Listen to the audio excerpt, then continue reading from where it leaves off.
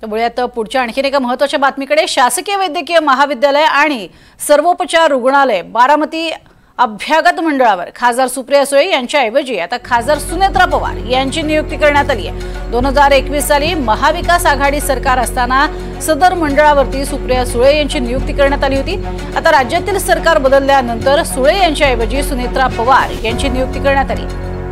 अधिक माहिती घेऊयात सागर कुलकर्णी यांच्याकडून। सागर, महत्त्वाचा निर्णय घेतलेला आहे वैद्यकीय शिक्षण मंत्री हसन मुश्रीफ यांनी।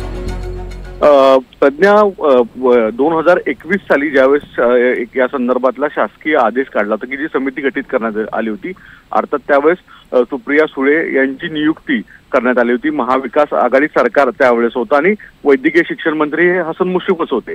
कालांतराने राज्यामध्ये महायुतीचं सरकार आलं, एकनाथ शिंदेच्या नेतृत्वात सरकार आलं आणि आता त्यावेळेस देखील आणि आत्ताही जे वैद्यकीय शिक्षण विभाग आहेत ते हसन मुश्रीफांकडेच आहे।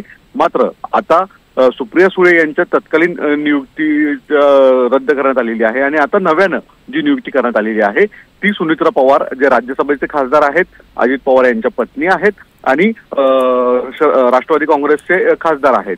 अशा परिस्थितीमध्ये आता चर्चा सुरू आहे की बारामतीमधली जी ही समिती होती त्यामध्ये सुप्रिया सुळेंचं नाव वगळण्यात आलेलं आणि तिथे सुनेत्रा पवारांचं नाव मुद्दामून टाकण्यात आलं आहे का। अजित पवारांनी त्यांच्या मंत्रालयाकडे हसन मुश्रीफांकडे असणाऱ्या खात्यांमध्ये मुद्दामून ही वेगळ्या स्वरूपाची नियुक्ती करताना सुप्रिया सुळे यांना डावललंय का।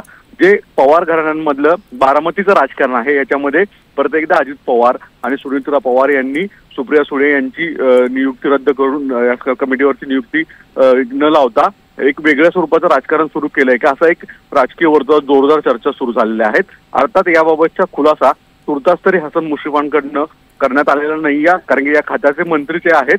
पण परत एकदा चर्चा सुरू आहे पवार विरुद्ध पवार आणि विशेषतः बारामतीच्या राजकारणामध्ये सुप्रिया सुळे विरुद्ध सुनेत्रा पवार यांचा अंतर्गतला हा कलहामुळेच एकमेकांच्या विरोधात ही कुरघोडी आहे का।